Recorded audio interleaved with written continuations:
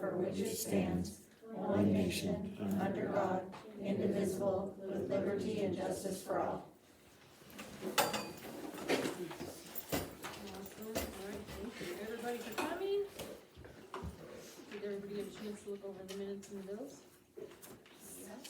All right, do I have a motion to approve, the meeting minutes from the July? 14/25. Oh, okay. What's this one? July 14th? Okay, July 14th, 2025, and the bills. I make a motion. Marlene has a first, do I have a second? I'll second. Billy has a second, do we have any public comment? Or comment? All in favor say aye. Aye. Alright, motion carried. Alright, PTSO report. I like it when you do it. We like it when you do it. We just had a meeting last week. We're preparing for the back to school barbecue on Friday from 4 to 7. We're just doing burgers and hot dogs. And that's all we're working on right now.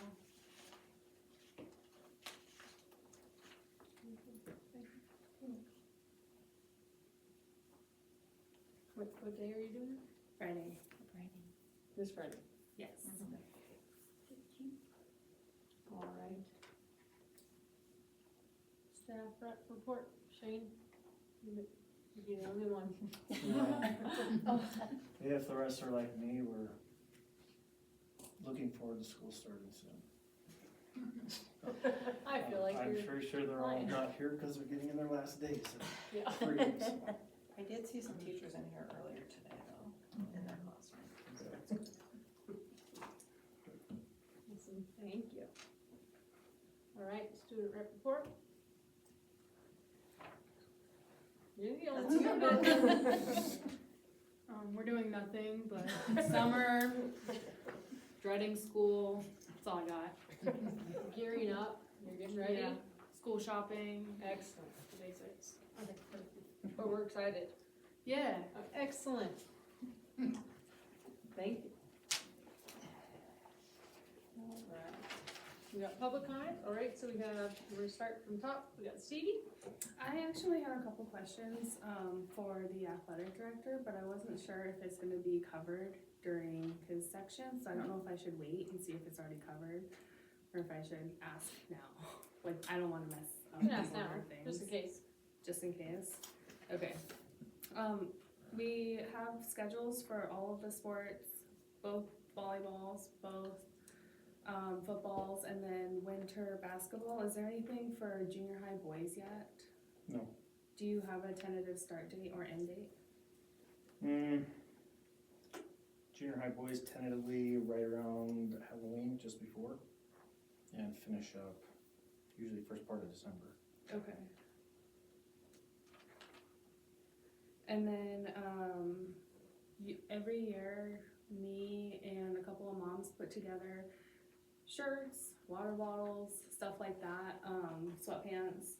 But then I heard that there may be a new rule to where we need to run some of that by the school first. Is that the case, or can you share some details? The coaches that I talked to don't participate in this. They're just like, I don't think you can do that anymore. So I just wanted to see if you can do that. Basically, the conversation, it's just good to know what's coming into the school. A lot of it has to do with equity and just making sure that both boys and girls are being represented fairly or equally. So if you had a junior high daughter who plays volleyball and wanted to sponsor some shirts for them, would that be allowed or not allowed because there's not a mom willing to do the same for football?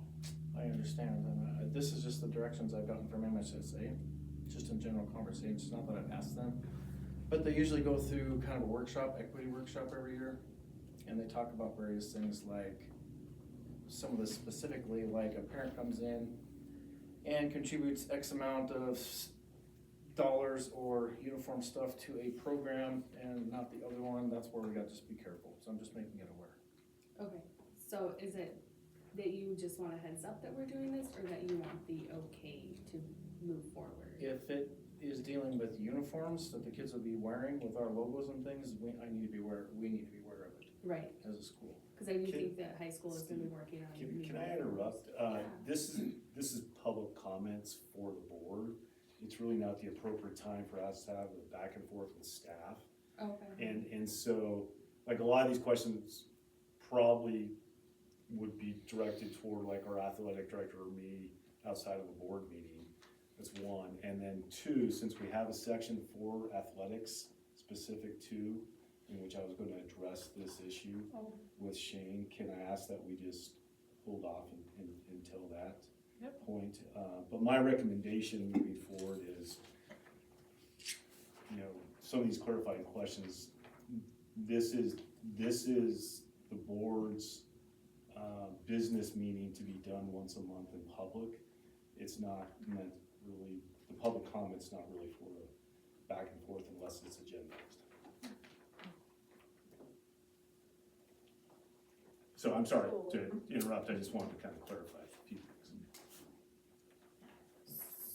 so moving forward, if we had questions that would So normally be like, brought to the if we can move board? this to the AD update and Oh, then yeah, that's why I wasn't sure, like- I would address it there because I think, I don't think anyone's gonna walk away with this topic completely like black and white dealt with, but I think, maybe, and then, unless you want me to bring back and I specifically agendize it so we can dive into it, then if there's any questions, I would like to just put out something in writing so that there's more clarity, you know, No, to- that's to- fine, to that's everyone. why I didn't know if I should wait for the Yeah, AD yeah, update or yeah. say ask before. Yeah. And then the last one, I'll just wait. I'll just- No, yeah, and I don't wanna close you off, it's just generally this is public comments to the board and it's one directional. And then like you might sit there and direct staff to then, you know, hey, let's get back to you on that one. I think in the past, we've had questions, I'm not disagreeing, but Right. just in the past, we've asked questions to the board as well as Yeah, administration yeah. in these meetings, Yeah. but if that is changing moving forward, then that's. No, I'm not saying, and that's part of what I'm just used to, is like, Okay. what the public comment is meant to, cause, you know, for, and then, you know, on a board meeting. Okay, But, again, I'm just trying to clarify, cause it's your guys' meeting that, Well, when I first joined one of the classes I took, they said during public comment, it wasn't supposed to be a discussion, because it's not on the agenda, so we can't discuss it. So Right. in order for it to be discussed, it has to be put on the agenda. right, and a lot of times I would just get, hey, Tom, could you look back and next month come back with it, or direct the appropriate staff to do that. But it does let us know what your concerns are, so we can make it an agenda item to be able to talk about it. Right. and before it was more structured to where the board can respond or the administration can respond, but they don't have to, not that they can't. Right. Right,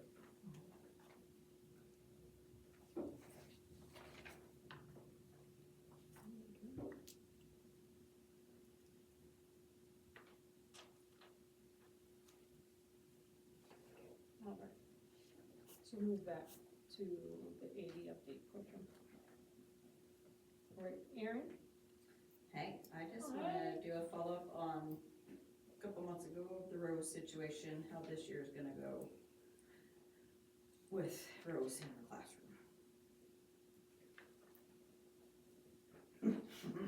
I'll be addressing, during my superintendent update, appropriate topics, not about individual students, but, just overall plans that, will be put in place, and, you know, I'm hoping it'll give you, you know, some idea of what we're doing moving forward, and if you'd like more clarity and come in and meet with me, you know, specifically on that, just know I can't speak to any Correct. student, Yes, you know, other than. student, said student. Okay.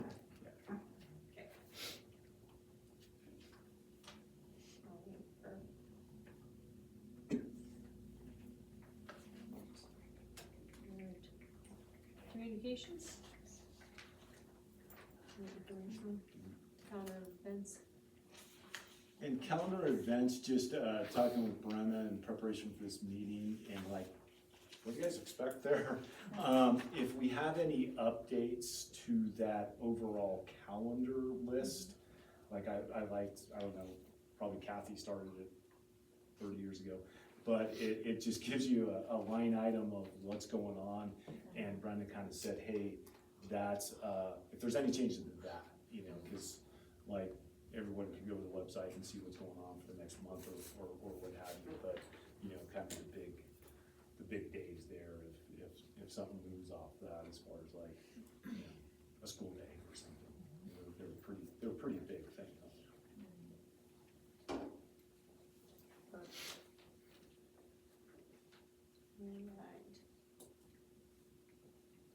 AD update? Yeah, things are getting back up into the swing, school getting going, physicals, we had those 2 dates set aside for, the students to get those physicals done. It sounded like there was quite a few students that took advantage of that, and then some that are outside the window, but I'm hoping that all those 7 through 12 got theirs done. But, usually we have one or so that doesn't quite get it done, so. With that said, we got, coaches meeting coming up Thursday night at 6 o'clock. That'll be for grades, 5 through 12 for the coaches meeting, and get that one and done, for the parent meeting. Okay. And then practices start Friday morning, because of open house on Friday night. Volleyball, football go in the morning at 6 a.m. Junior high practices will start next week on, that is next week, right? On the 18th, so, yeah, so. As far as MHSA information, there's not a lot really out there floating around, anything new from what I've talked about before. Questions about the district, we are split again, remember that? 3 teams out of our district from volleyball, and then boys, girls basketball will go to divisionals. Kind of talked about that before. Cross country has some things in the work for like next year, as far as having a divisional meet for cross country, but that'll be, there's a committee working on that. Track's about the same, not too much of rule changes, so things should be just kind of moving along. I know Superior came back to Class C, but there's a lot of schools going up and down between Class C, Class B, and 6-man A, so things will continue to change in that respect. Really, that's all I've got for kind of an ED update from NHSA. There's not too much going on. What was the consensus on, junior high playing high school and junior high at the same time, as far as MHSA? The discussions that were had, so MHA's stance is they want to back out of it and turn it all over to local control. With that said, a lot of the discussion, and they're not afraid to say kind of the same things, a lot of schools, administrators, ADs have concerns about that load. What does that mean? You know, if they did it at the same time, that means you potentially could have 5 games a week and 4 hours of practice every night if you're trying to swing both ways. And most of them would say that that's too much. I think you're losing the intent, kind of what's going on. So most schools were leaning towards making them pick, stay, you know, you're gonna either choose one level or the other, not swinging both ways. The reason that originally came into play was there's some overlap with 2 different sports. So I think it was, the one that was brought up was volleyball and basketball, I think. Like, you could have a junior high volleyball player potentially would not be able to play high school basketball because there's a slight overlap. That's how it originally came out. But if you try to address that a little bit, it snowballs into, well, these kids, these 8th graders are gonna do it all, or try to. So that's something I'm trying to get up to speed with, was how you guys do things in this lovely state. So 8th graders playing, okay, and being eligible, that's great, especially for the small schools, giving you some flexibility. From what I'm hearing from Shane is, the high school association wants to back probably liability reasons and say, that's up to you guys. Is it something that we want to make like just a local policy in which, you know, of course we could revisit if we run into issues, but the pros and cons of a student during the same season of sport playing on two different basketball teams. I mean, it's hopefully it's kind of like the same program, you know, like girls basketball, but is it in the best interest of the program, the kid, and a lot of times, you know, you would say, okay, you know, we have to make a choice, or we could have some flexibility as like, you know, the time of the season, you know, like approaching playoffs for the high school or something. But I think it is something to seriously look at as far as Shane's talking, because if you have a junior high team and practice expectations, and also high school and practice expectations, the amount of time during the day, and then two, if a kid is moving up, you know, then you get in the question of, well, you know, typically if they move up, they can't move back down. You know, that's the way, okay, you've closed that door behind you. And sometimes it's appropriate, and sometimes, well, yeah, we'd like to have them, but they're not gonna play a whole lot, you know, they're just, so then they just shut that door behind them, you know, kind of thing. So I think there's a lot of things to kind of, you know, consider here. And, you know, it's also a numbers game, and sometimes you move up a super, you know, a mature 8th grader, and then it benefits them because they're playing at the level they should be on a consistent basis. And then it also benefits the girls that maybe haven't developed as early, and now, you know, they're having to take a larger part, you know, of that team. So overall, the program benefits from. But yeah, I agree with the travel potentially involved, and you know, you could be pushing a lot of, you know, up over 30 games potentially. Yeah. Basketball wise, I think that'd be a lot with where we're located in traffic. So that door's not closed, it's still up for discussion. Oh, yeah. Okay. Yeah, that's up to you guys to decide, I know. When I came back,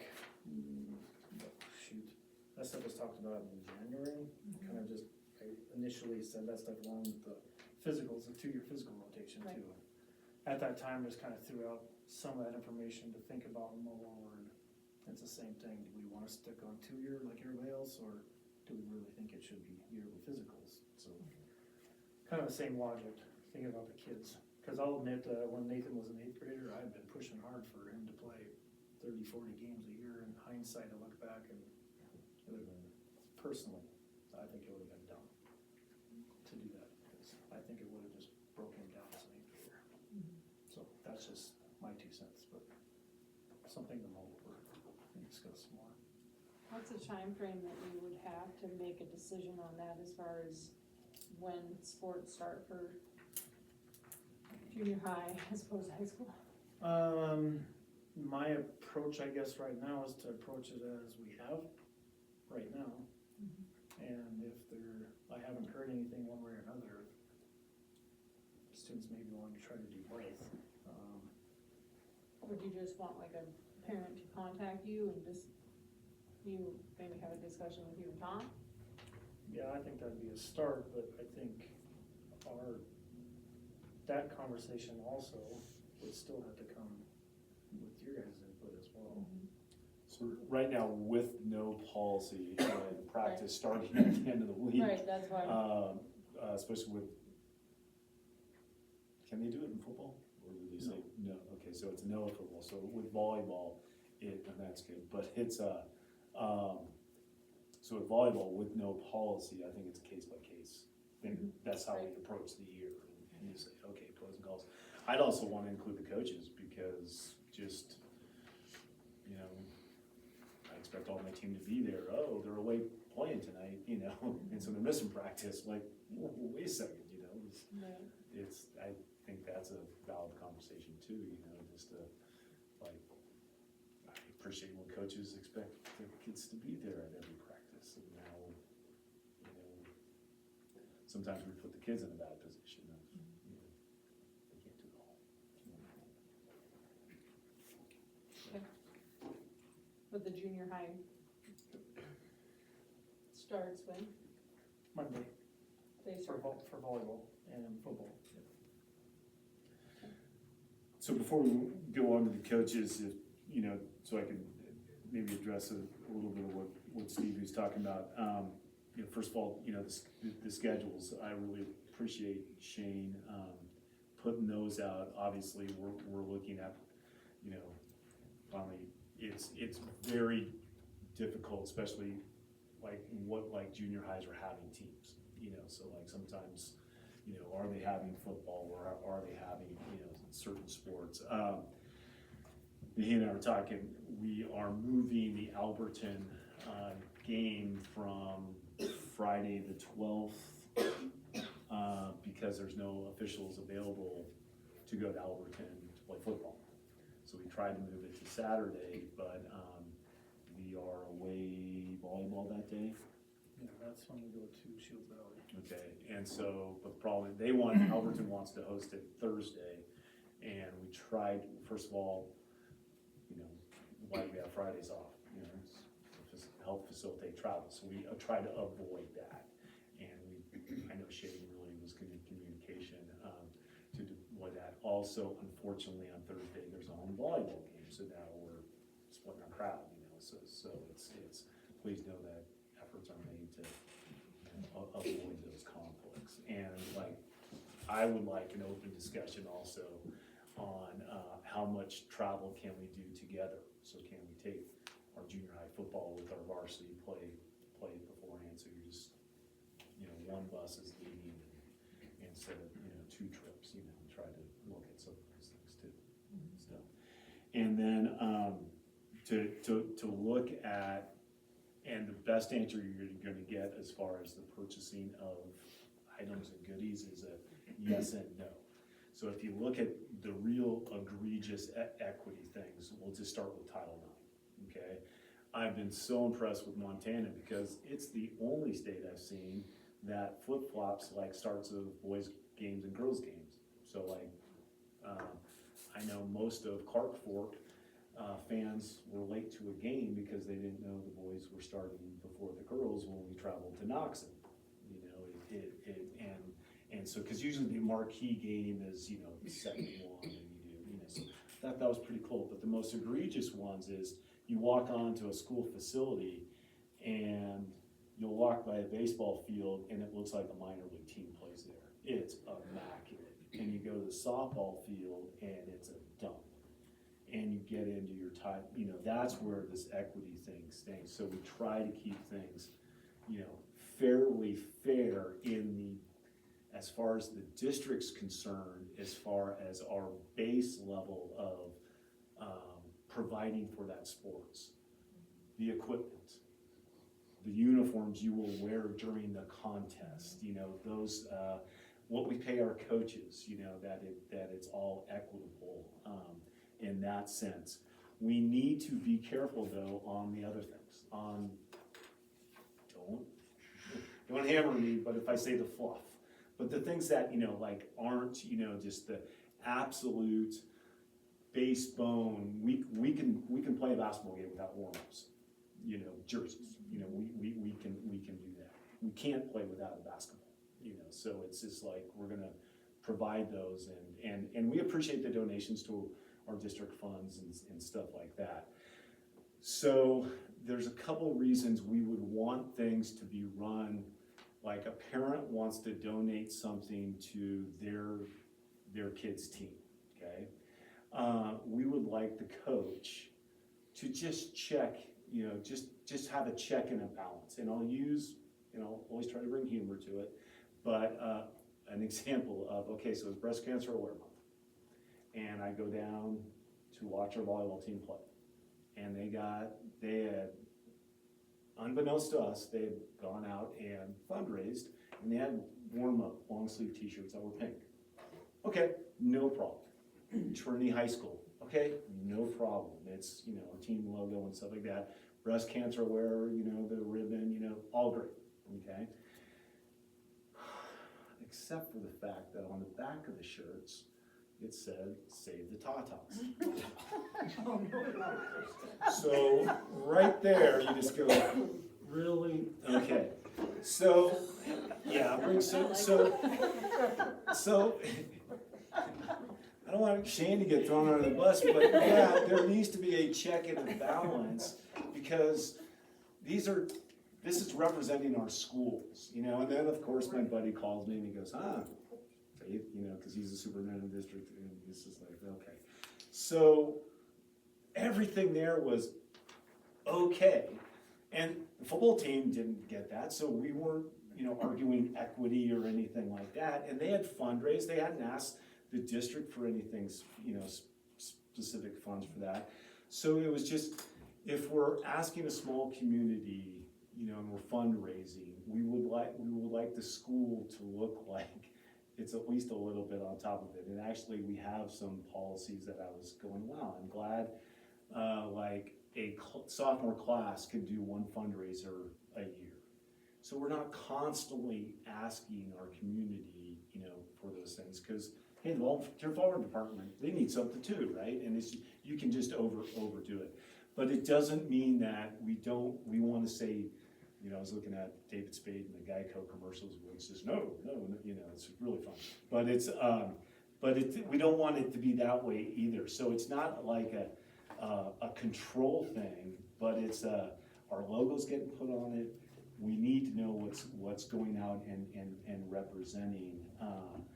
But if it's kept like fairly, you know, like a water bottle, you know, a team backpack, you know, I don't think we need to, because I don't think we want to discourage groups of, you know, from going out and working for things either. So. I can make them for the boys too, I love my cricket. Yeah, so those are just, you know, some examples. I would say there's appropriate fundraising too, and we can have a more lengthy conversation on that. I'm not a big fan, I was really not happy when a coach thought it was a good idea to just do a GoFundMe. Hey, just give us money. No, I think there needs to be a little value added, or, you know, just like, instead of just give us money. You know, that's, yeah, go spend the day cutting Christmas trees and sell them. That's, go wash some cars, you know, that's, I personally, I'm kind of old school.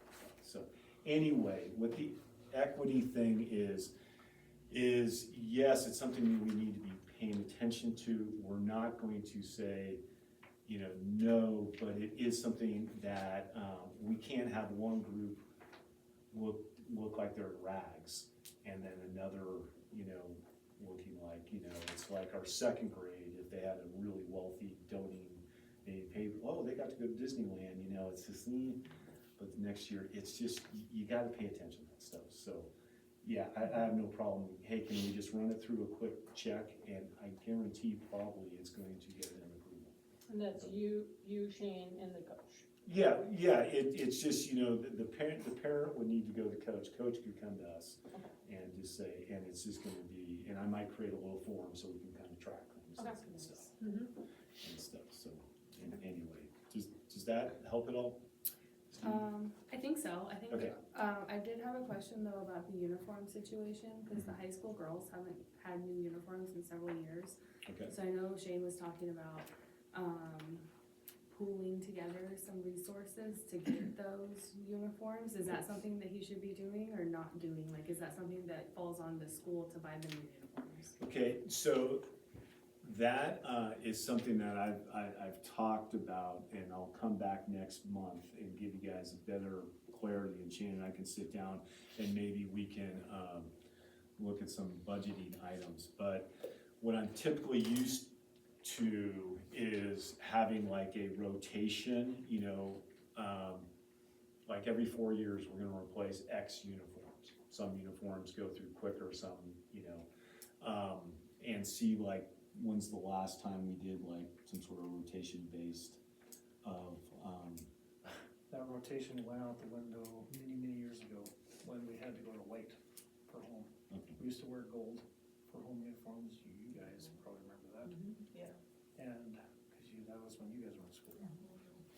And when that rule changed to white, it threw the rotation out the window because all of a sudden we had to dump a lot of money unplanned into, out of the rotation.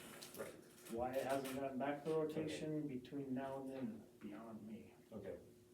So- But yeah, you'd agree that's kind of standard. So we kinda just gauge it, keep an eye on it. I know, Jen Packer, they bought a new set of girls' basketball uniforms during that year, for the green, because the white was done a few years prior to that. I don't know, but do they need to be done again? Probably. Volleyball got them last year, a new set of uniforms last year. Football just got them 2 years ago. Track It'd be got cool 'em. if the girls could match the boys, I think those are snazzy. But is he out of line and looking for funding to help pay for that, or should he leave it to the school to pay for that? You know, cause he's already had talked to a couple people to help pay for them, and then he has gotten quotes for them to see Right. how much they would be. Is he Right. out of line? Like, should that? Oh, be no, the not at all. school to do I that? think no one's out of line to look at it. Okay. It's just, and I'd like to ask you as the board is, you know, like I said, you know, is it like, you know, to me, like the uniform, like when the, you know, when the ball goes up, you know, what they're in, I think that's, you know, a basic thing that typically is our responsibility if we're doing it in a responsible manner. And that means, you know, like coaches are checking in, you know, inventory's done and stuff, and then, you know, it's, but with that being said is sometimes we have large, you know, groups of kids playing and we need you know, a few extra, you know, and, oh, okay, you know, and so that requires, cause I don't believe we probably cut, I don't even know that yet, you know, like if you had, do we have 20 kids trying out for the basketball team? We haven't had that issue, okay, Not one. so, right, so like if you're playing for it, you buy 12 uniforms, cause we're cutting to 12, you know, that's, in basketball, that would be a standard number. Maybe carry 14, but 2 kids, you know, understand that they're not, it's harsh, but you know, so it's then like replacing lost ones. You have to have some sort of system, you know, to deal with loss, and typically that's on the student, you know, to cover that cost. Damaged ones, I mean, during the course of playing, you know, they can get damaged. I mean, I had a son who had a beautiful jersey cut off them because, you know, they had a broken collarbone, so, you know, you know, there goes that jersey, you know, and stuff. So it's yeah, we'll have to look at how the uniforms and what has it, because yes, we do appreciate those outside, you know, whether, you know, because I'm still getting, we have PTSO, we have Lincoln Athletics, we have Optimus. I mean, it's just great. So I'm not saying but yeah, that would be an idea of like, let's try to put back a cycle that makes it fair to all teams and stuff. I did hear something like, you know, like, well, volleyball, we like away uniforms, you know, cause, and so like that. We have to have home and away uniforms. I just heard that, and I thought, wow, I've never heard that before. I was really like, oh, I think we do, people are thinking. cause don't the girls have different colored? They don't switch sides on the court though, so why would it No, be white? that's why we were talking No. about it in the beginning of the year, that we wanted white uniforms. You do. Oh. Not for volleyball. We know we You all, might. yeah, No, like against a different court. Yeah. yeah, we And- all. I've never looked. And so that to me is a great example of, for the district to offer athletics, volleyball needs a uniform, right?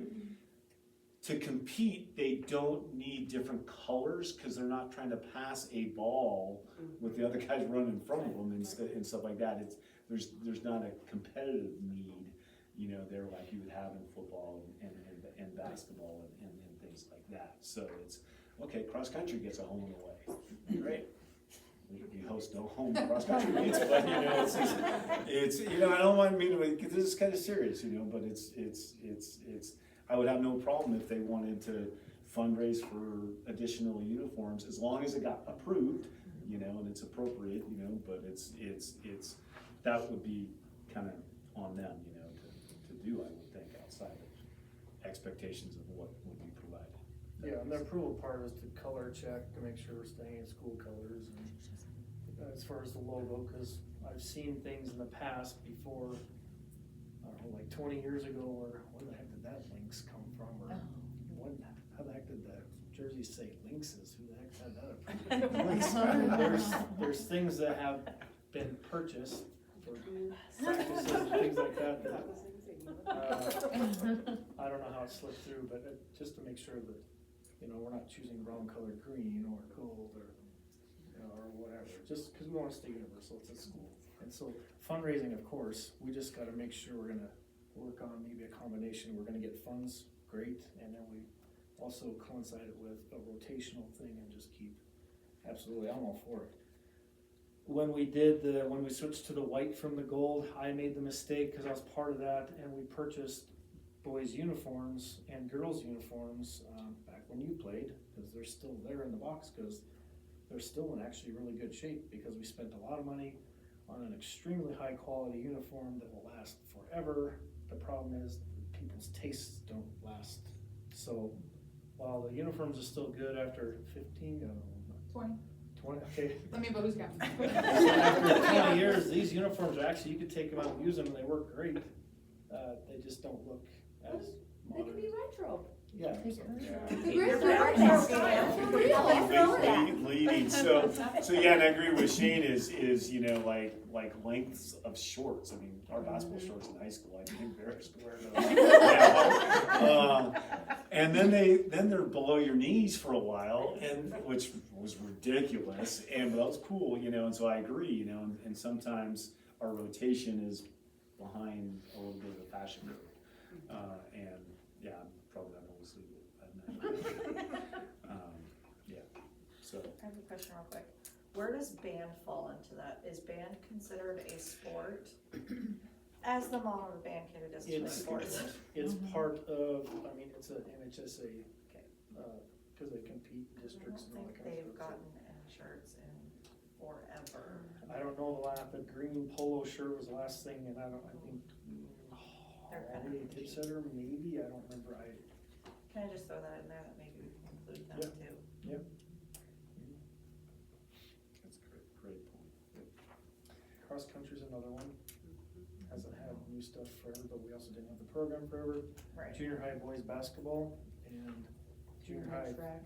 football, so junior high track's good. Well, they're sweatsuits, so I don't know. if that's Sweatsuits, requirement or not. yeah. It was from when I was in school. But the uniforms were from when Nathan was a fourth grader. That's how old those things are, so that's 6 to 10, 12 years old. Yeah. And they're extremely outdated, and without a rotation, it's hard, and we did all the fundraising to get that stuff to begin with. And I don't know, it takes time, it takes more than, you know, a couple people, so I think the rotation's good. I think I can sit down with Tom and we can figure out where we're at, and then come up with a rotation forward, and yes, find, if he's got some, great. And then we can look at what he's thinking about for purchases, and, oh, here's my truck, sorry, my truck door's open. That's my son, okay. So, and then just move forward that way. Okay. But donations are great.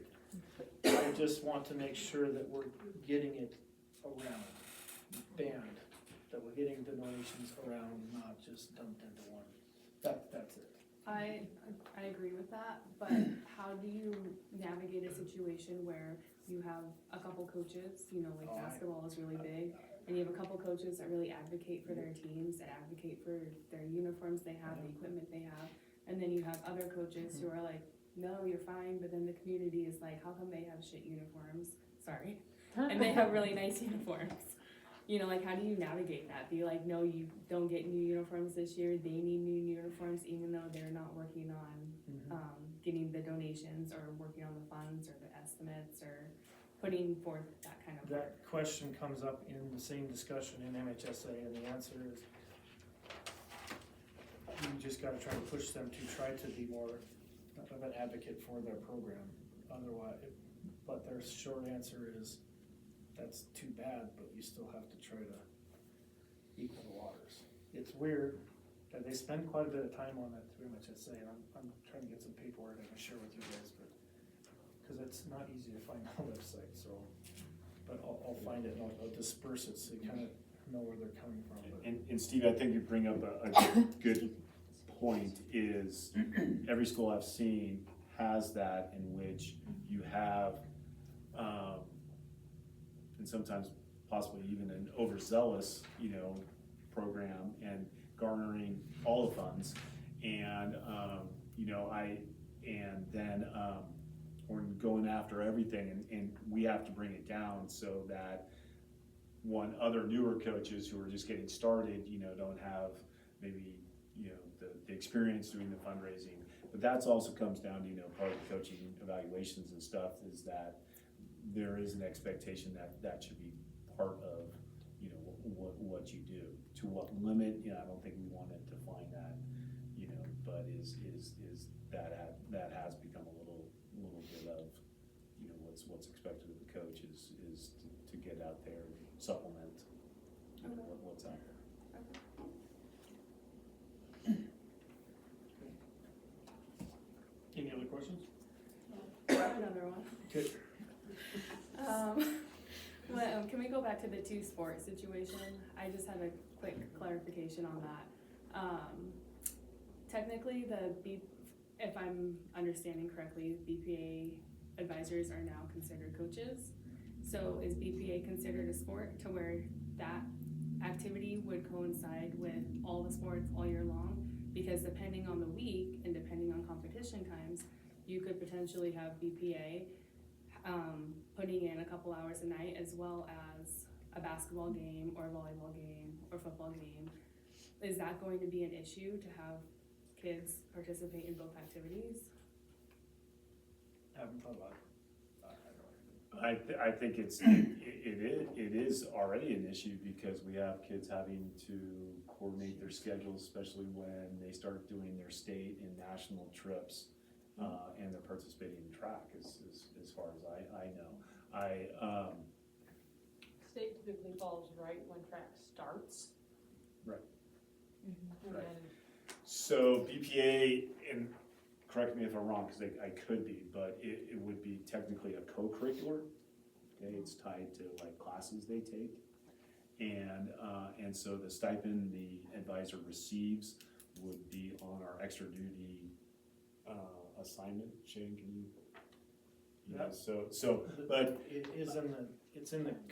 It's in that salary, that schedule. I didn't have something done in the negotiation part, I didn't. right, yeah, so you guys, since I've been coming to meetings, you have approved bringing that stipends back because it was being covered with 21st subsidy, then there was a gap in there, and then so, we formally recognize it.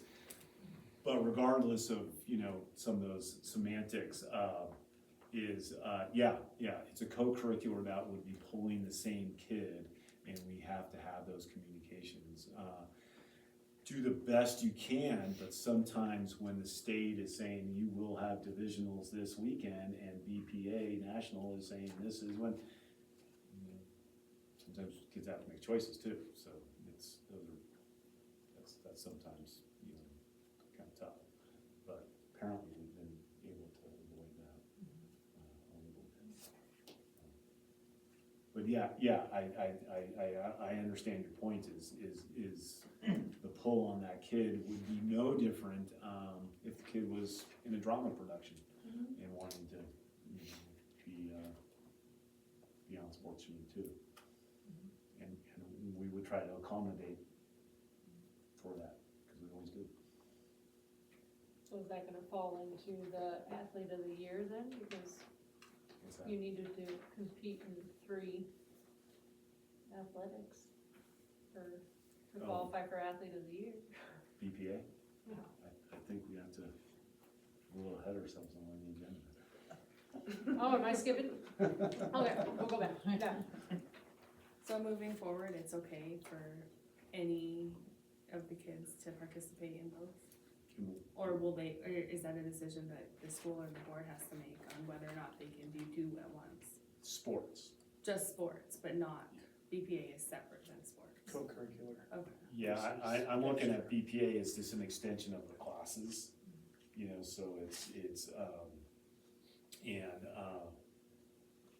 but from my understanding is if a volleyball eighth grader wants to participate in both and practices can align and the coaches can agree that this is possible and, you know, we sit down and share our concerns, I don't think we have anything in policy that can prevent it. If we want, we can develop that policy. So, right. We can bring this back and keep talking about it. So yeah, right now, I don't see like Shane or I being able to say, no, you can't do it.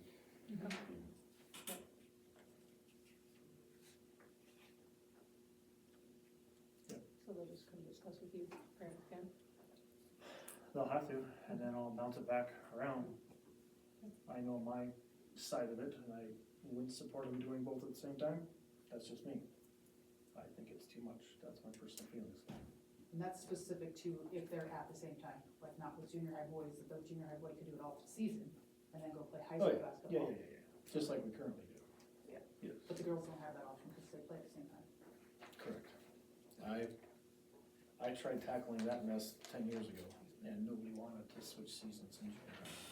Now they're talking about trying to alternate, but it still hasn't gained ground because when you're scheduling junior high sports, you schedule a few in your district and then you're going out of district and different sides of the divide, and Fairfield girls don't start basketball till closer to track season, and it's all messed up.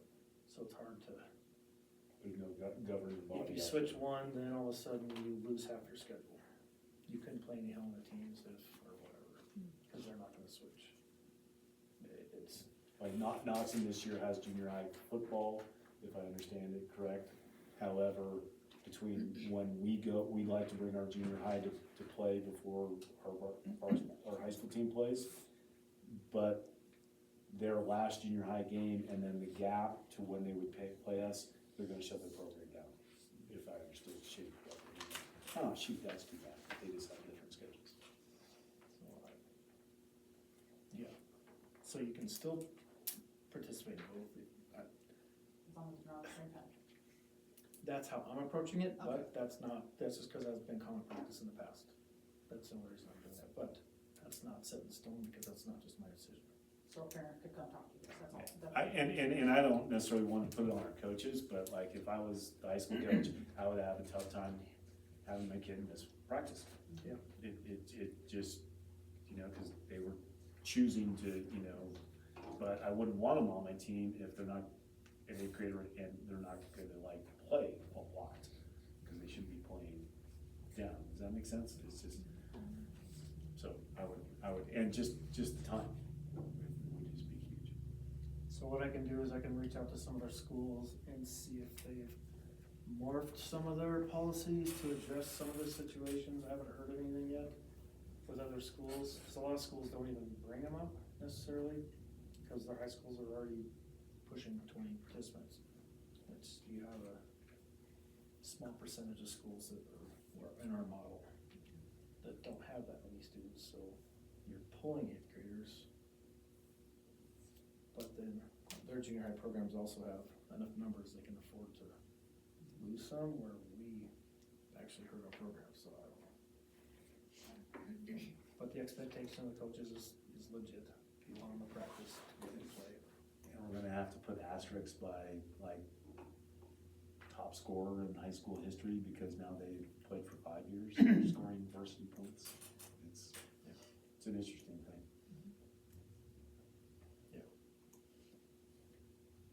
Okay, can I do BC? Because I know the other ones have a lot more to talk about. Yep. We'll get those done. Alright, so I have 2 positions to recommend tonight. The first one would be for Laura Allen, Assistant Junior High Volleyball Coach for 25-26 school year. She was the only applicant. Alright, Bruce, recuse myself, this is you. Okay. Mind went blank. You need a motion? Do I have a motion to approve Laura Ellen as assistant volleyball coaches. I'll make a motion. I'll second. Okay, do we have public comment? Board comment? All in favor, say aye. Aye. Okay, and the second one would be to recommend Shannon Richards for the assistant high school volleyball coach for 25-26 school year, and she was the only applicant. Okay, do I have a motion to approve Shanda Richards? Are you scared yet? Almost was. For assistant volleyball coach for this school year. I will make a motion to approve Shanda Richards for the assistant high school volleyball coach. I'll second. Public comment? Are you sure you wanna do that? Or are we gonna press leave? Any board comment? No. Okay, all in favor, say aye. Aye. Aye. Perfect. And then as far as, vacancies are still there, we're still looking for, junior high girls basketball positions, head end assistant, as well as junior high track assistant, so. I have somebody I potentially could talk to for junior high track, I just haven't talked to him, but since school's not in session. Junior high girls basketball positions will be here scarily before we know it, because school flies by once you get going, so. So we'll try to, once school gets in, I'll talk to the staff and see if maybe there's somebody on hand who's got experience or interest, and it's already been advertised for several months, so we'll just keep it, it's still on the website, so.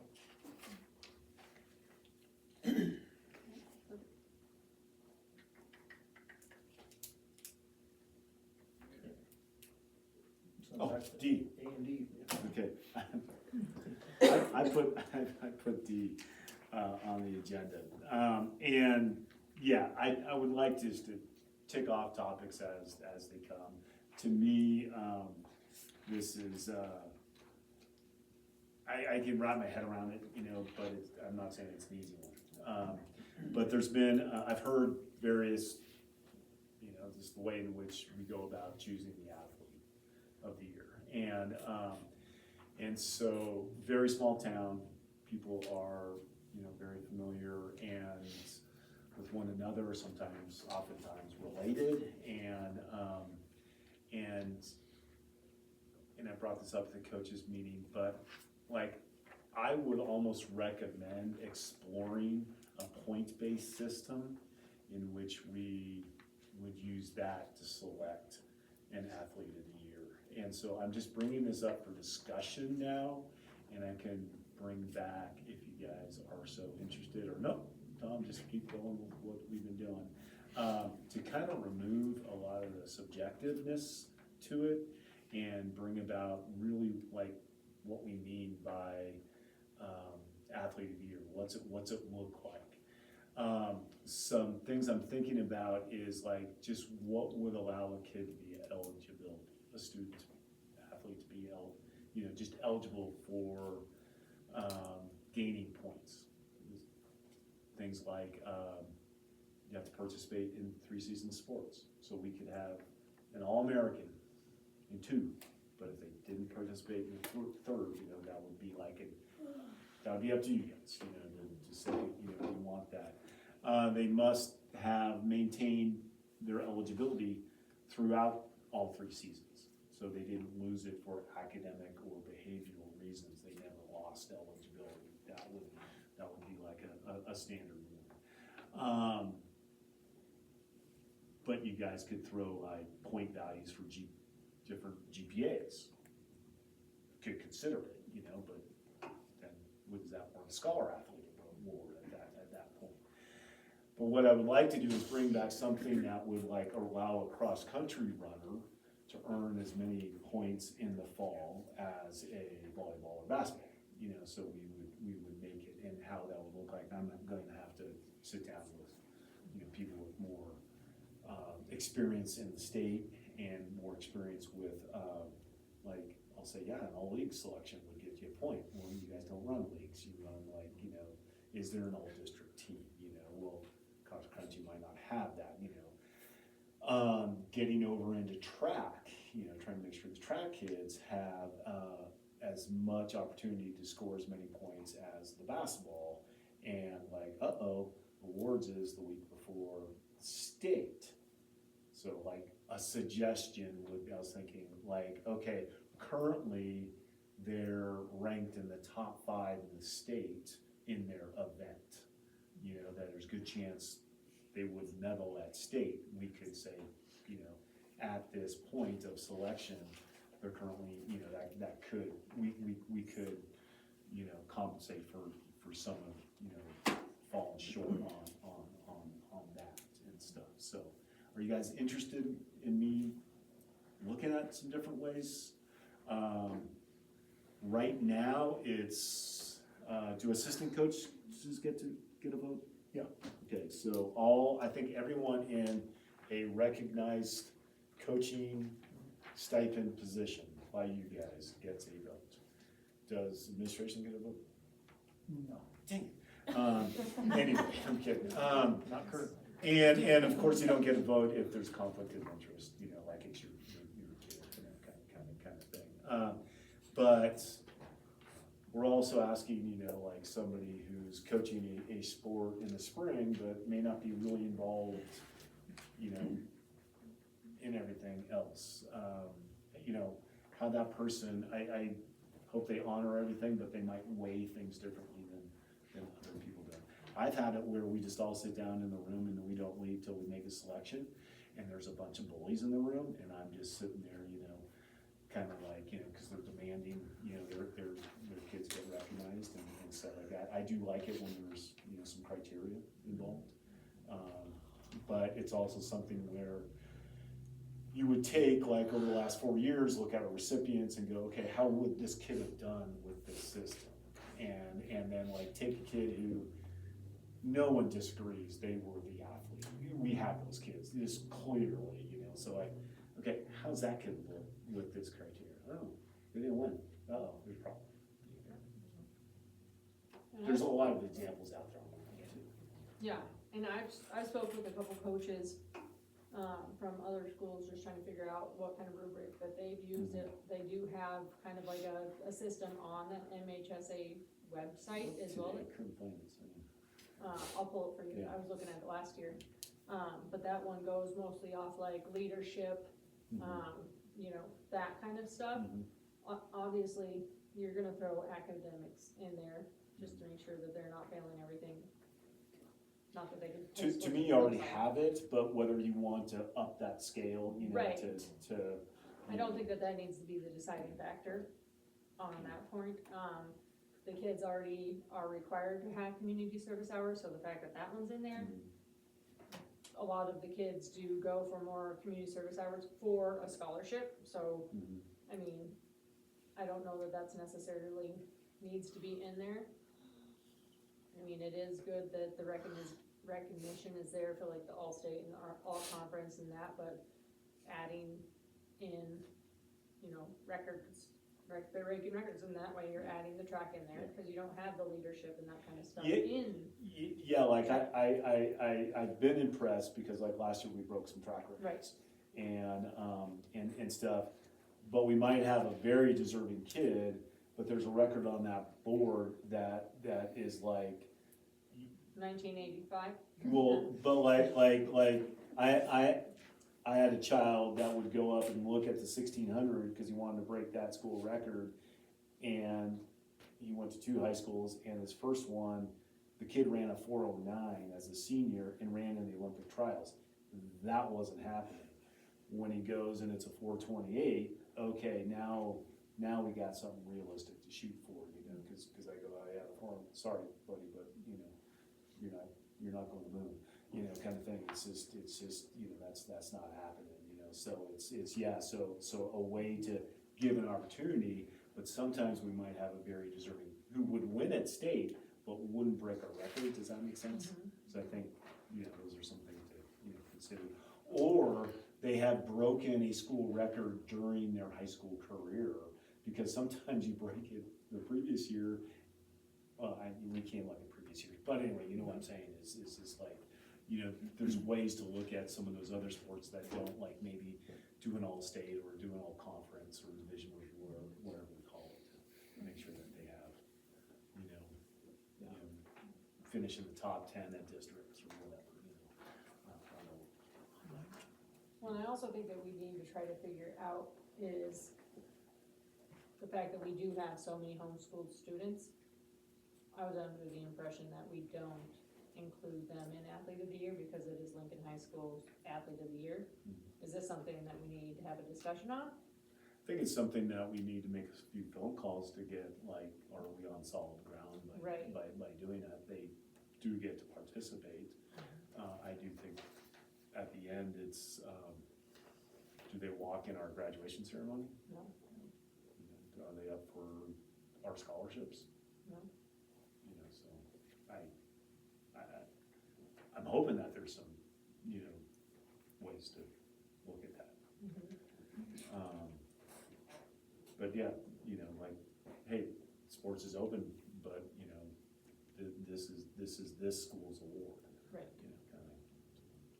Yeah, those are. So, those yeah, two. just stuff that we need to, I think, probably put into policy, just so that everybody's clear on what the expectation is. Yeah, so what I would do is I would come to something, you know, this gets you eligible to be considered. Okay, so we're looking at, you know, all our high school kids, because let's say they all participated in a sport. Well, those aren't the final names that we're considering because not all of them did three sports. Okay, that would be an example. I'm not saying what it would be. Okay, yes, but, you know, this kid lost a month of eligibility due to some behavior issues. You know, okay, is that a disqualifying thing for the award? You know, so that gets you over here, and then what gains you points, you know, and then the big thing I think is just to make it accessible, equitable, to, you know, sports versus sports. You know, I think a stud cross-country kid should deserve the same access to that award that, you know, other sports, you know, would give you to. So. Yeah, and I think adding leadership and sportsmanship, like how do they act, like as far as your point system, how are they acting out there? With the refs, how are they Yeah, acting out there with the and- coaches, yeah, how are they improving, that type of thing. Right, you run into some more subjective type things, but you might ask the head coach, at the end of the season to rank the kids based on leader, you know, and then, you know, that could be like a tiebreaker of some sort. That, and then, the discussion also is, do you ever consider athletes of the year? Are you guys doing the sportsmanship award per game again? Cause that would be a thing that. Yeah. We need to get the rest of the, cause we have them in your, you have them in your agenda. Oh, they're in the file. Yeah, we'll get you more. Okay. But yeah, that's also a nice thing is the sportsmanship award at the end of the games. Right. That's voted on by the refs, right? Yeah. Not- okay. Yeah, the refs vote on that. Is that for basketball only? That's what we started it, but, I don't know, wait, I mean, Be for all. I think there's a basketball on, is there basketball on the, we could order different I ones. thought there was There's- like a star or I don't something. think it is. Okay, I don't think so. we'll have to order some more. They weren't that bad, they were. Okay, but, Yeah, so some sort of component that looks at leadership and sportsmanship. Yep. And So, that would have to be we have some sort of, time to you know, talk about it. ranking and stuff, so. Yep. And so just so you know, like, sports starts, and so I'll be going and addressing, you know, the sports teams and saying, which I would do anyway, and my expectations and things in school, but, to say, hey, this is being talked about, we can spend months talking about this. All the kids can control is working hard, representing the school well, and performing well. That's, and staying eligible. You know, that's, and it'll come out, for them, they don't have to work, nothing changes. Everything will come out. Okay, I like it. What cost? Okay, my turn. This is all you. Okay, so, let's start with the first update. So, it's been a busy month. I'm sure you guys are aware of that. So, been preparing the 25-26 fiscal year, sent out settlement agreements to all the certified, classified, and coaching staff reflecting the STARS Act increase. We had to create payroll in our payroll software, updated payroll spreadsheets, with, including some of the new hires, and then healthcare spreadsheets with new health insurance rates, putting together some training for PIR, including civil rights training. We're continuing to operate the summer food service program, which has been really successful. We continue to serve the 20 families and totaling 48 children in Lincoln School District. Submitted our cash reimbursement request through OPI last Monday. I think that was about $10,000 that we'll get back for that summer program, which is great. And then transportation, I know the bus contract is separate, but working with Doug and Lori Richards, our bus contractors, to ensure our required documents are up to date, including, because we have to make sure that their license is current, medical exams, that they've done their first aid CPR, and then their bus inspection. So pretty much all is set. Some things still have to be done before the start of the school, but all's looking good. So working well together. And then both Sarah and Tom completed the criminal records identification services section. So they're on board with that for background checks and such. And then we're going to go into the next topic, which is the notice of final budget meeting, and that's in the packet. So in order to get the budget approved, we have to, send out a notice that, when this meeting is taking place. So that's been posted. And then we have the budget is, one of the numbers that we use for the budget is the certified taxable valuation information number. And so I included in there what that is, because I wasn't sure. This is all new to me. And this little black binder is my notes that I took the last 2 weeks. So I'm just kind of fumbling along here, just trying to understand it myself. But so I don't know if you guys had a chance to read through that, but that was helpful to me. Yeah. And then, so in this spreadsheet here that we received from state of Montana, it gives us that valuation number, and then it breaks it up between elementary and high school. So that is then put into our calculations somehow.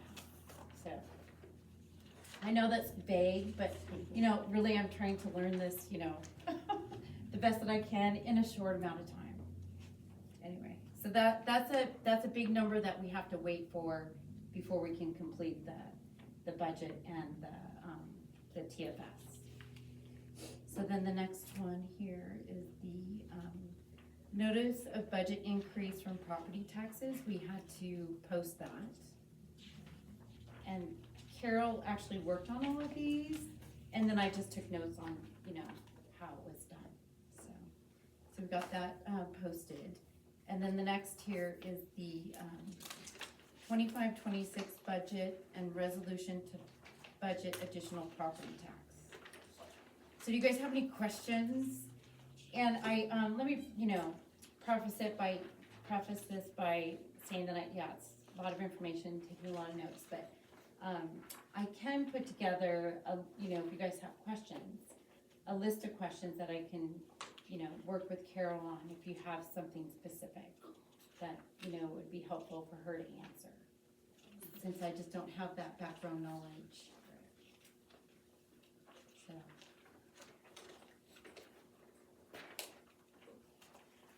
I don't know if you guys had time to review it.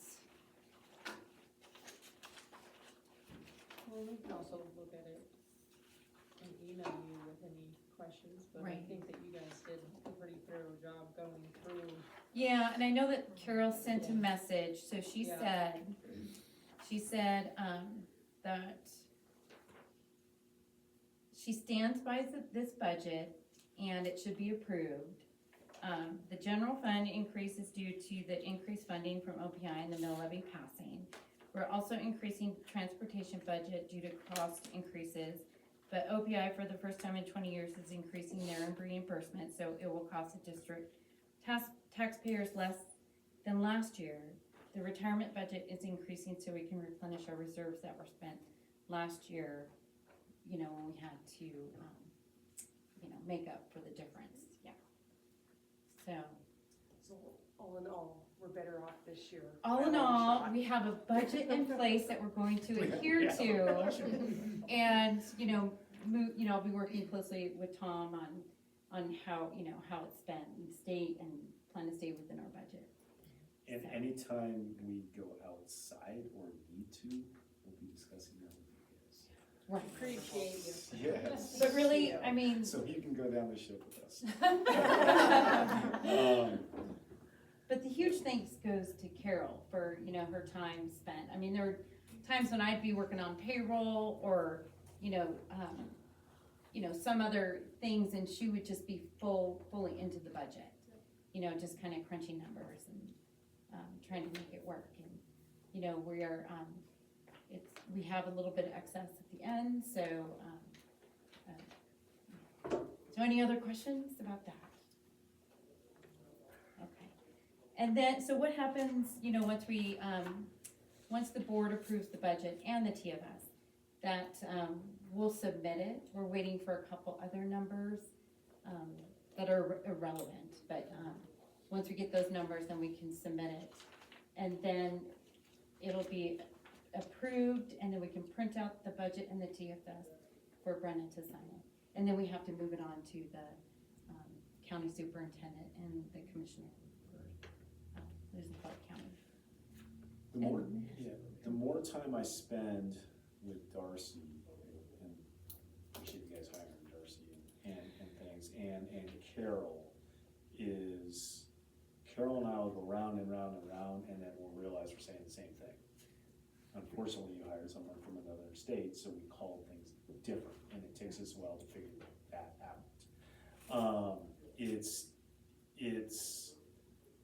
There's different ways you can approach, I think, a school budget. And we look at last year and how much things cost. We look at, okay, you know, we have the same amount of teachers, but there's a raise, or they got a step and column or something like that. And so then you budget and you try to adhere to that. You do. It won't be perfect. But what we call our, that fund we share with East Helena, but we don't really share it, but we The hold multi-district. multi-district, but I go, what do you mean we share it? Well, no, it's two different, is like Carol's going, yeah, I don't know why we're not able to separate that out, I don't know why, but if it's ours. But to me, I finally realized, oh, that's the district's, I would call it the district's reserves. And we had to do a transfer that from this last year. That meant our budget for 24-25, we deficit spent. Even though everything finishes at zero, we had to make that transfer. So what we budgeted for wasn't quite, so, you know, we had to keep money in our checking account so we could pay the bills, kind of thing. That's not a horrible thing if you're constantly having this discussion and constantly going, okay, well, there was this reason. I'm somebody who likes to keep as much in savings as possible and only keeping that cash flow that is necessary. We're only also as good as how our funding comes in, so if there's ever a delay, you know, like in one district, oh, they don't know what they're doing, you know, cause we had to move money out of our reserves to, you know, no, we just didn't get our property tax. We got it a month late. So we had to move money out of our reserves. But if we account for everything, then I think it's great discussions for us, so there's no surprises. Yeah, the roof falls in. Okay, there is insurance, but, you know, it's a surprise. Like that, but that does happen. Sorry. No, it's good. And so the next thing is the trustees' financial summary. So at the end of June, we had to close out the year, and then it's just been kind of one thing right after another. So So what the trustees' financial summary is, it's a snapshot of how the finances ended for the year. And once it's approved, there's no going back to adjusting it. You just have to move forward. So, and as a reminder, when you look at that, there are a couple cash balances that are in the negative, which I think we mentioned last time that we just didn't receive those cash requests on time for those two. But we did, they'll appear in this upcoming, fiscal year. It was just really hard on Carol, as I mentioned before, that to end it, in a negative number. So, that's kind of all I have. Questions about those ones? So what I could do is I could always just start if you guys are interested or have additional questions, start an email with the board and Tom, just if you guys have any questions that you want Carol to answer at all. I don't know how that really works with the board. You just can't reply all. Yeah, So they would You could just send them to me? Yep. Okay, So- one direction. Yeah, so if you could just turn off the reply all when you send it. okay. And then, so there, there is a deadline, because we have to get this, sent to this county superintendent, and then, within 3 days of the final approval, and then, then it has to go to the county commissioner, so we have to do it fairly quick. So E and F. Yeah, are we good to just move forward? with this? Yeah, Okay, I mean, none of my questions are something that'll affect the outcome. yeah, Okay. absolutely. But I think it's good, if you have questions, more good to just have a- those answered. Yeah. Yeah. Just for my personal knowledge. Okay. And a lot of times, like a question you have there, then as you're reading it, and you have that question next month, you'll understand what it means. Right. It'll be a code or something. And then it'd be helpful to me to know what it is that you're looking at, how do you see it? Right. All right, do I have a motion to approve the 25-26 budget and resolution to budget additional property tax? Let's start with E. I want you to say the whole thing too. I will make a motion to approve the 25-26 budget and resolution to budget additional property tax. Okay, we got one from Sarah. Do we got a second? A second. Marlene, second. You have. I was gonna make Billy say the whole thing. Well, that's why I didn't make. Marlene could have. Do we have any public comment? Board comment? All in favor say aye. Aye. All right, motion carried. And then with the trustee financial summary, do I have a motion to approve the TFS? I'll make a motion to approve the TFS. I like how you did that. I got a first from Billy, do I have a second? Julie has a second, do I have any public comment? Board comment? All in favor say aye. Aye. All right, motion carried. Thank you, Darcy. Thank you. Oh, I read the page. Superintendent update. Okay, just to kind of segue off what Darcy and you guys were talking about. So like expenditures, I don't like to spend money. I will always ask questions about like why the need and things like that. We're buying a new fridge, okay? Over 20 years old, and the part to fix it was probably, we're in the $1,500 range, and a new fridge costs $5. And it's something that has nickel and dimed us in the past, so. So Brendan and I meet beforehand and we discuss the packet and things like that. And so just like getting like institutional knowledge of how you like to do things. She said we kind of put a limit on one superintendent that was more like 10. I couldn't We remember. went back and forth when we were doing those policies. Yeah, for a reason though, and I couldn't remember what we landed on. Okay. Anyway, Yeah. I feel nervous about spending 5, even though, but I did make that call because we need to put the order in and we, I know it was over 5. what's that? I know it was over 5. I think we talked about that, but I think it was a little bit over, but we're getting it and we're writing a check, so we're not spending $100 on I the mean, credit card. the limit was over Oh, five. limit Not- over it. not No, the it's right fridge. around five. No, I'm pretty sure it was five. Okay, so sorry, talking about two different things.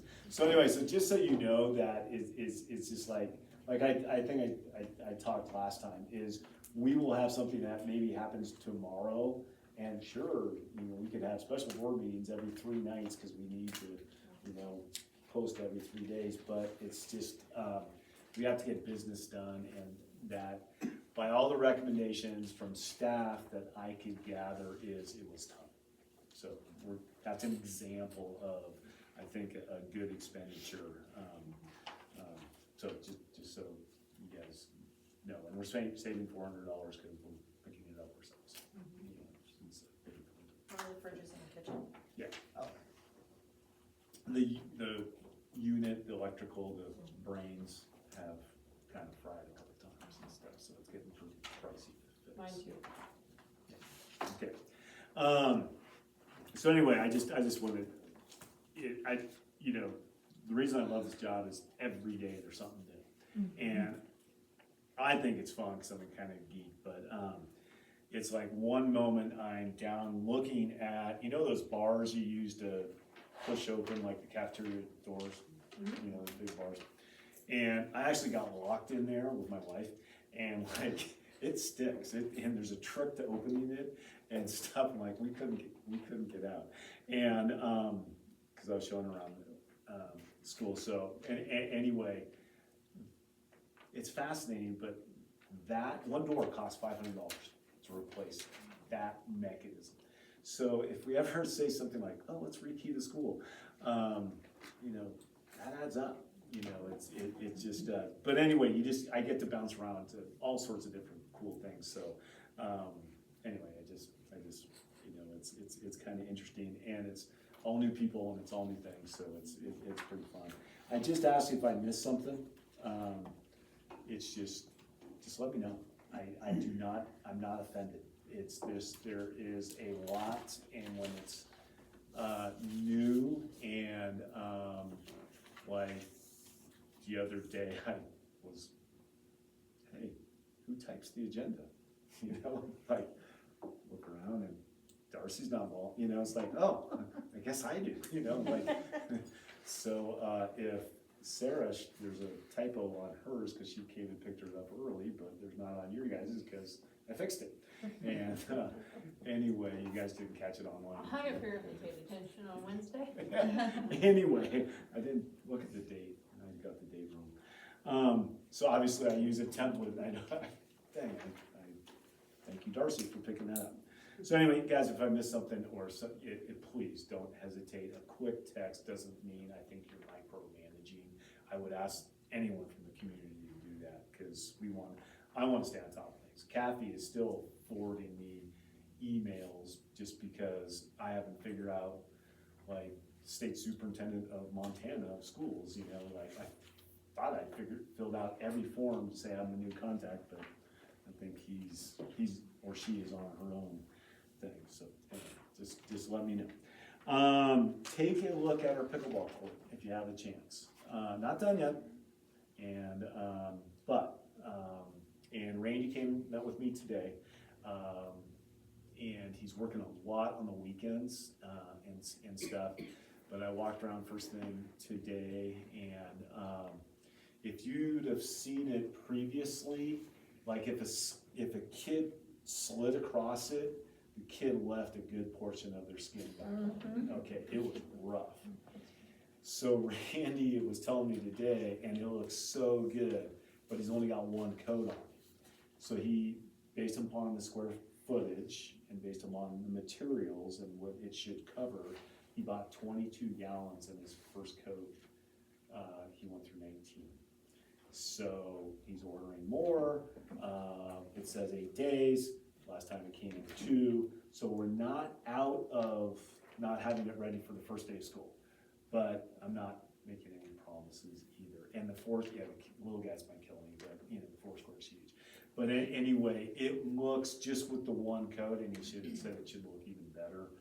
I mean, has filled in a lot of those, gaps, so it's starting to appear to be more of like a court type, you know, an outdoor court material, so I'm really excited. So if you go out there and look, you know, it's 2 feet down, recessed cylinders to, you know, accommodate the posts to go in, and then there's a little square cut out, and he'll refill that up so that is level. He got a guy, I forget where he's telling me, but he's donated a stainless steel cabinet that will be able to, you know, put paddle walls and the equipment there for, and it's really, he's doing a great job. So I'm very excited about it. Fingers crossed that it'll be ready first day of school, but I'll go We're gonna around it. chain it if it's not, If it's not, I think we'll have to put some sort of padlocks on. padlock on it, and I'll take the bullet with the little guys. You know, it's fine. They're It's gonna fine. run out there. Yeah, but Brady gets it, you know, he says, and a really big thing with the delay was, you needed it to be bone dry for 36 hours, and he goes, Tom, we haven't had that. And so now, it's gotta be boned before the first coat went on, and he finally got that, so that was a little bit of the delay, so anyway, I'm pretty excited with that. I'd like to start some serious discussions on our facilities, and this is a big, long-term project, something that I'll be probably long gone and before, you know, we ever get there, but if we don't start discussing it, we'll never, you just got to start, you know, and things like that. I would estimate to really do a facilities makeover that this place needs, you'd be looking in the $10 million range. And I'm talking minimum what the track needs is a curb. You know, it's just, we need something to keep the grass in and the track, you know, where it is, and that's a good starting point. I worked with one school that is putting an all-weather track in this summer, and I was really glad because the curb that was already there, they didn't have to replace these, because somebody put it in and did a great job, so we could pour right against it. That would have been a huge additional, you know, cost to do that. So, but anyway, I use that example, but I also just look at this facility's tired, and it's not any criticism, but just like we want our kids to look good when they, you know, we play and stuff like that, you know, I'd like, we can do a little bit here and there, but I you know, there's times in which you need to think bigger than that, you know, bigger than painting the front, you know, like next summer, you know, I know Derek wants to paint the front of the school and, you know, look at new carpeting and stuff like that. So that's something that I'm gonna just keep reiterating, because it's not something I'm not used to. Districts that I worked for previously, they chose to go the black mold route to get their facilities paid for. It was a scam, and I'm not really suggesting that, and I don't think Montana's a state that puts up with that kind of behavior. But if you invite somebody in whose job is to find things, they generally find it, and so then it immediately shuts down your facilities, and but then the state has to give you money because it's a hardship and stuff like that. Typically, the way you fund big facility things is by passing additional levies, and I think that would be very challenging, you know, considering we just passed one and it was our ongoing levy to keep the doors open, you know, kind of thing. But I think it is something that we need to start having a realistic talk about, and discussing with like MASBO, Darcy and I were talking about it, and just like what else is out there. I'd love if our gym was a full-size gym, you know, and you know that you know, this would be Shane's classroom, but you know that those rooms behind it, you know, it's crazy back there. I mean, it's fun to go to, but it's just I've never seen a school like that. You know, I don't mean that critically. Welcome It's to just, Montana. yeah, it's just it's interesting. So, but anyway, I think you know what I mean. It's just like I think I go by Citizens Bank and I look, wow, it's a good looking building, you know, and stuff. I went by the Citizens Bank and said, like, oh, good looking building, you know, I'm not saying we're a bank, but it's like, how are other small towns with maybe similar demographics funding theirs, you know? Because I'd also like to communicate that with the public as well, you know, and stuff, and look at some of those things. I went to the e-grants training. Title I is due by the end, our application is due by the end of September. Again, oh, who fills out this application? Oh, I guess that's me. So it's, Darcy and I might run down to Helena for a day because the folks from OPI go, we'll sit down and do it with you. Okay, great, and stuff. So Title I, last year was about 150. If you went on to the public view right now, it shows 120. That's because you've been hearing like a lot of federal dollars have not been like approved at the federal level. So we're a school-wide Title I program, and there's 5 titles, Title I, 2, 3, 4, and 5. And they finally realized, because we were begging, this has to be 25 years ago, but we were begging as rural schools that we didn't get enough money in migrant ed to really do anything with, you know, because we like might have had one kid, you know, and it just, and I had to write this like, you know, 20-page, you know, application for it.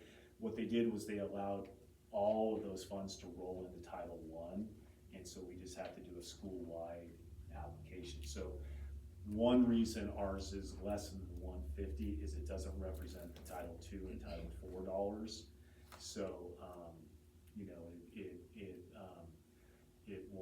it won't reflect, you know, quite, I'll find out exactly why, if it's anything less, but it's a huge amount of money because we fund, you know, a number of staff out of it. That's our big expenditure, is about 60–70% of that goes to staffing. So it's not something you want to mess around with. So I'll be working on that.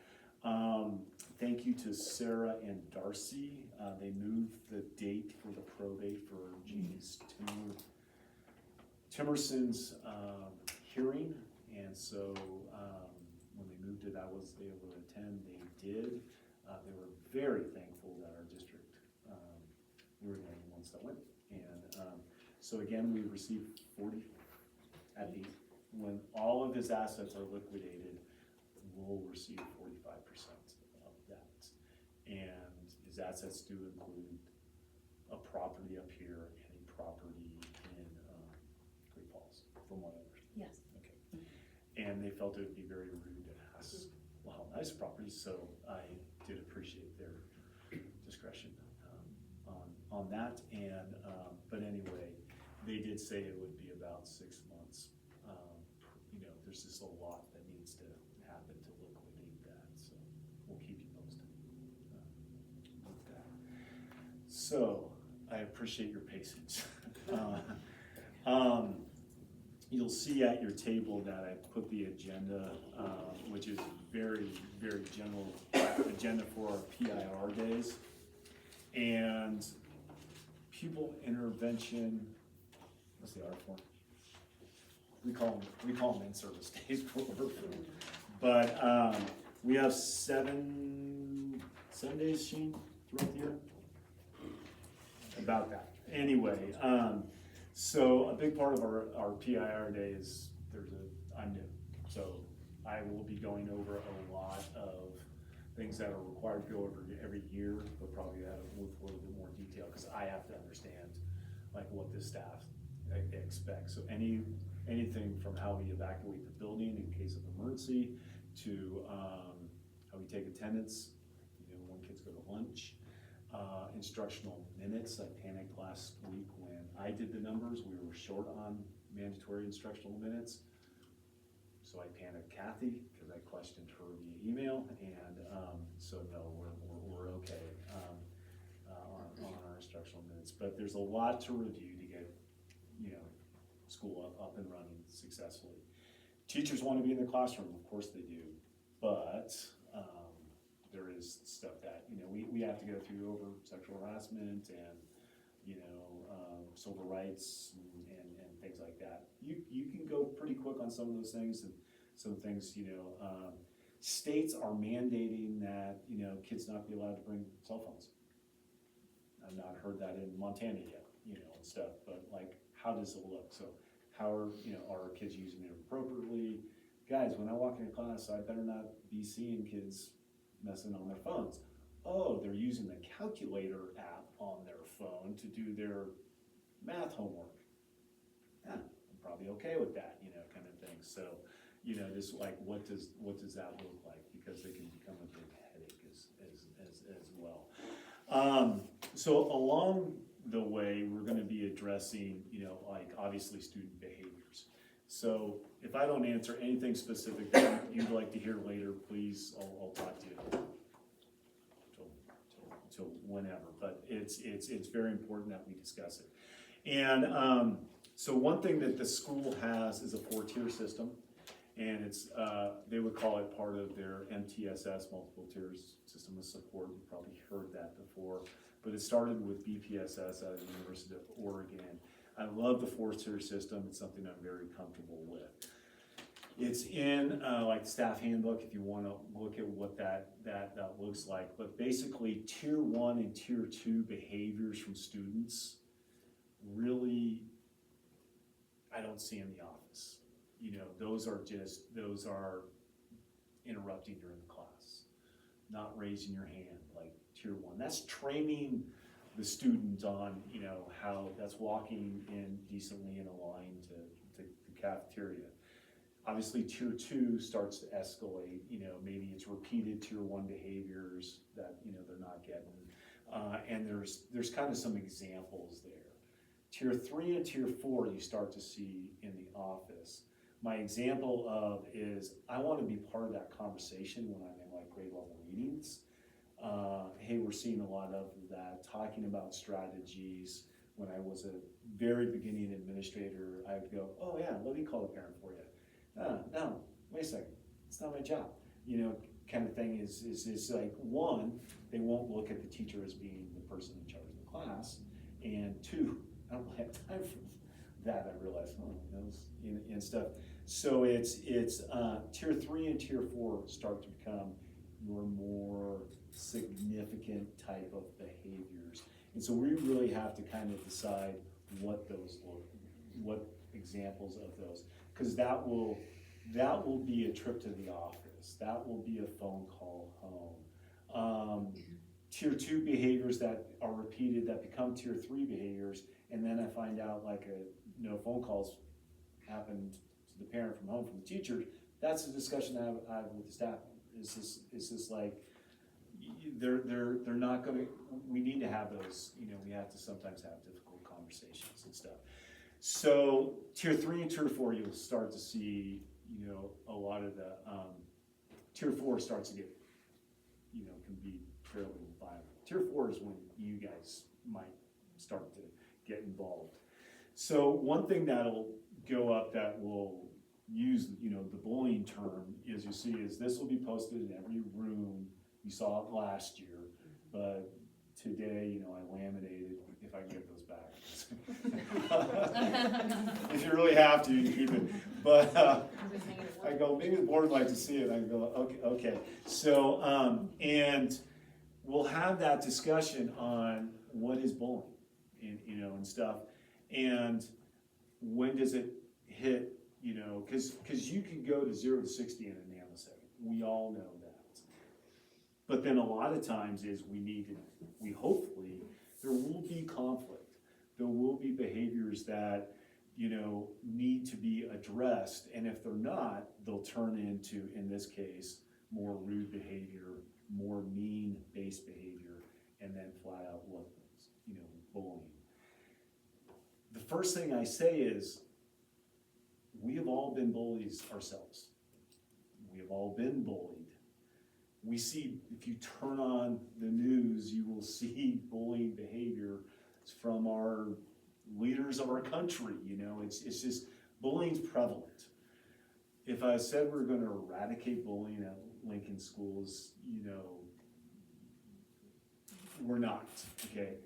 How we appropriately address it and how we try to stay on top of it and how it doesn't get, you have to look at why did this tip, why did this tip to this, what's going on. So many of our kids see that in their daily life outside it. We as staff members shouldn't model it, kind of thing that, giving them, a lot of examples. This year, I'm really glad, I wouldn't say the younger kid, kind of conflict resolution kind of thing is I'll do it, and stuff like that. A lot of times you don't necessarily want your principal, you don't want the guy trying to sometimes resolve the lower level stuff, also being your disciplinarian, if that makes sense. So what's great this year is we do have on-site counseling services. So as you know, Haley Gilbo is going through the counseling program at U of M, and she and I met at length earlier in the month, or last month, and how does she envision her role? And what was great was how she envisioned it was exactly what I was hoping to hear, because it was how she'll be available and she has to do things for her. Your school counseling is a big, broad topic.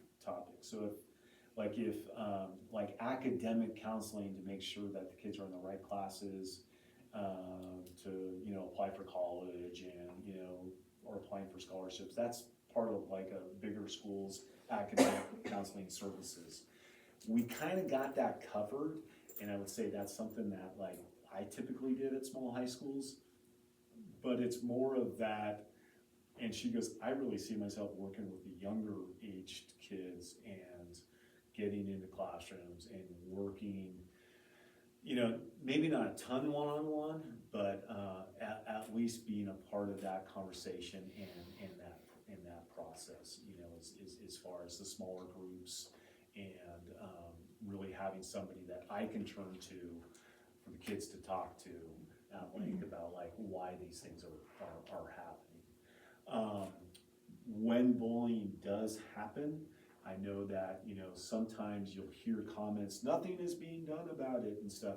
I can assure you that, when things, like came this last year with Kathy, it was being addressed and things like that. But it is something that, it is always there. We have to stay very vigilant. Small classes, you don't hear every single thing said. There are passing periods, there's lunchtime, there's times on the bus to and from school, and so we do have to be very vigilant with it. And when it does occur, we will follow our policies in place, but know that when we look at a student's behavior, and also look at, is this their first time? Is this repeated? And we take all that into account, and we try to increase, our resources available to help kids who need more resources. And I think that I'm pleased with where we are in some of those situations, if I can say that, as far as making those resources available and stuff. So yeah, and the other thing I had is, if you guys had seen this from last year, so the school went through accreditation. And this is always something when you go through some sort of accreditation, these really cool things come out of, and a lot of times they just kind of get, oh yeah, that's nice, but what's that mean? I want this up in every classroom. So what's this mean in pre-K? Oh, I have a collaborator in pre-K. I have no idea what it means, but it means something, right?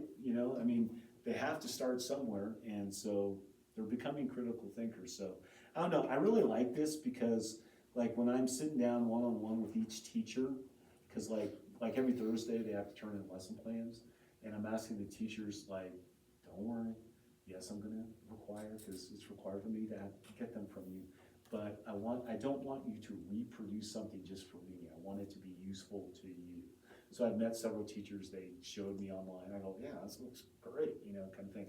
But this is part of my conversation is with them, is like, you know, how you working on effectively communicating? What's that, tell me what that looks like in first grade, you know? And I just love those conversations, because I gotta tell you, if you asked me that to teach first grade for you, I'd have to ask some questions, but I know what happens,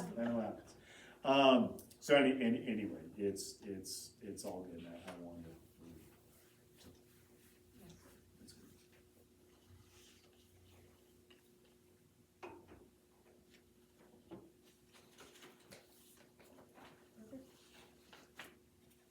Any more superintendent update?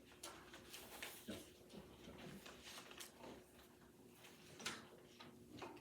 All right. New business, substitute list.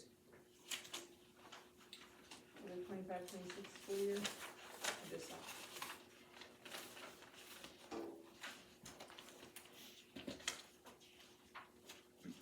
Is this something you'd like to see every year?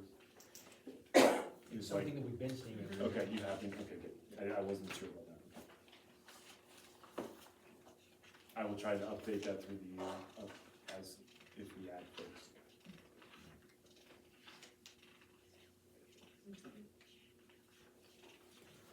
Any questions on the substitute list?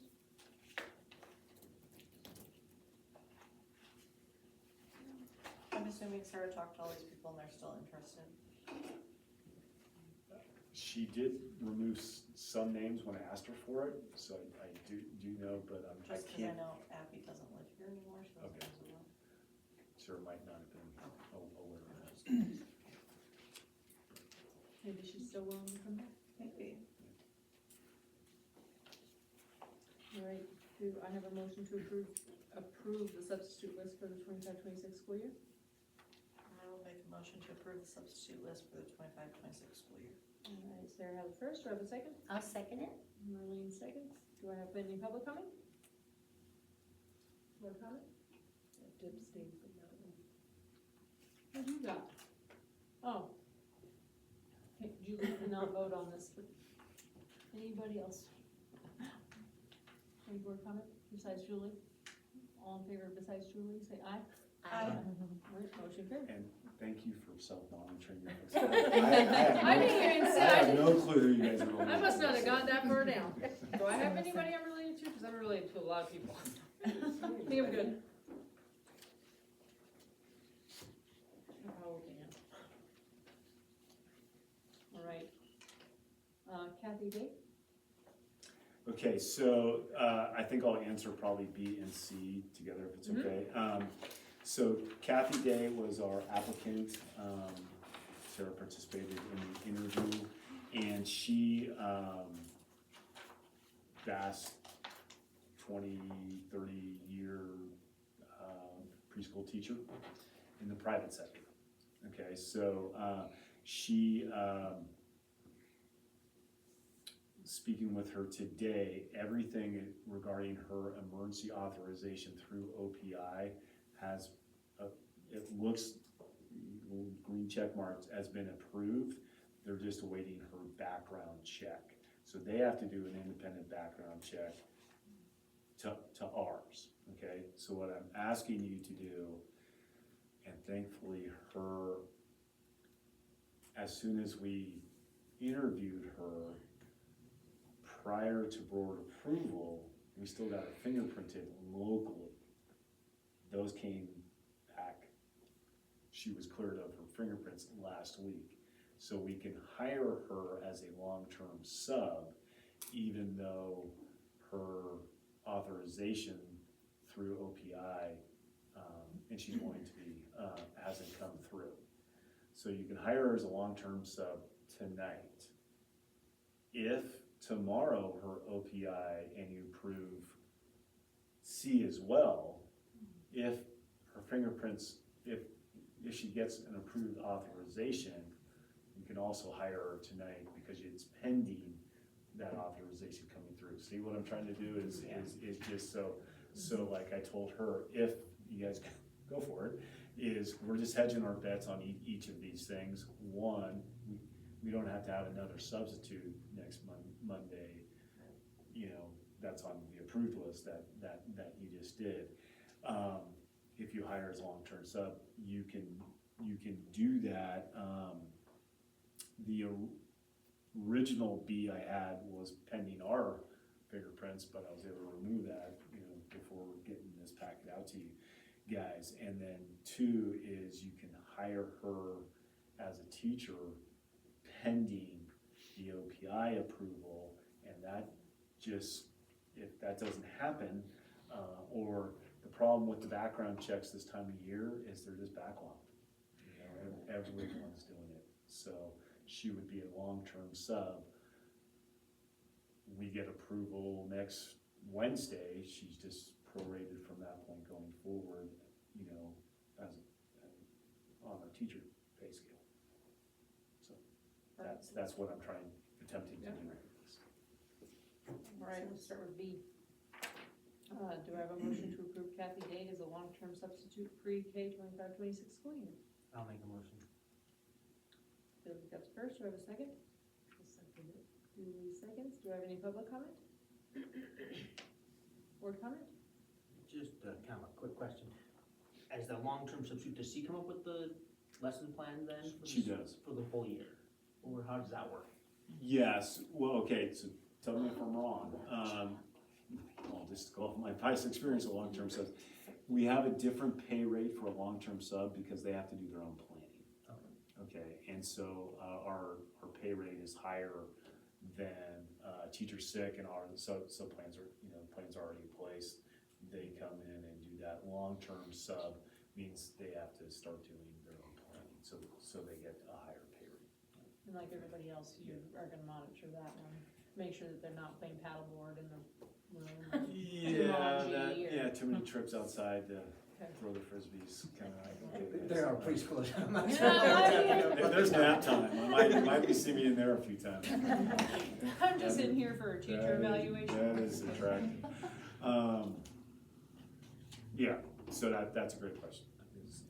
So I just wondered where that would come from. The school had to come up with that, or the teacher? Yeah, and so we're paying her to be here the 14th and 15th, our long-term sub rate, because I want her here, you know, seeing everything that everyone else does.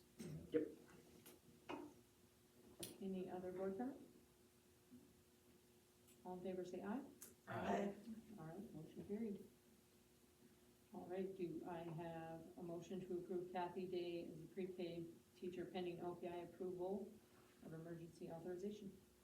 I will make a motion to approve Kathy Day as a pre-K teacher pending OPI approval of emergency authorization. All right, do I have a first from Sarah, do I have a second? I'll second. Sarah seconds, do I have a public comment?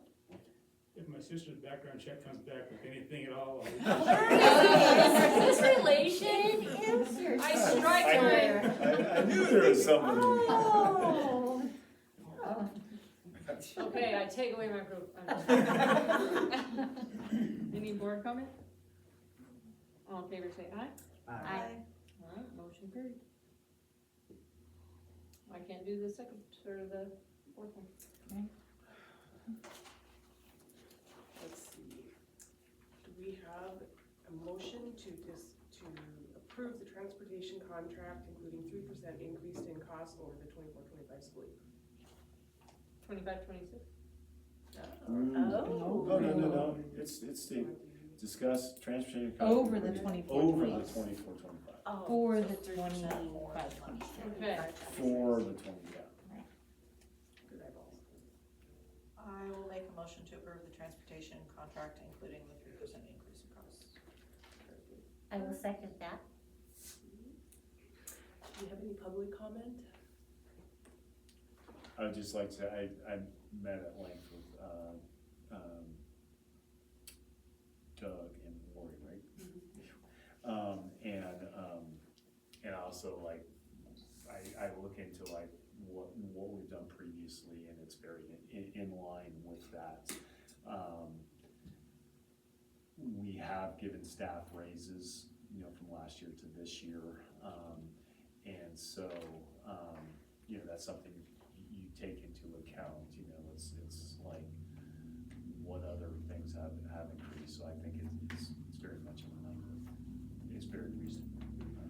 And like Darcy had mentioned, we are getting more reimbursement specific to transportation that should cover some, that increased cost. Does any board comment? I would just like to say, I mean, Doug and Lori have been the bus driver since I was a kid, and I have no problem whatsoever sending my kids with them anywhere. Like, I don't ever remember a time that we ever were in a crazy situation, or I just appreciate them very much. I have absolutely no problem with it whatsoever. So all in favor, say aye. Aye.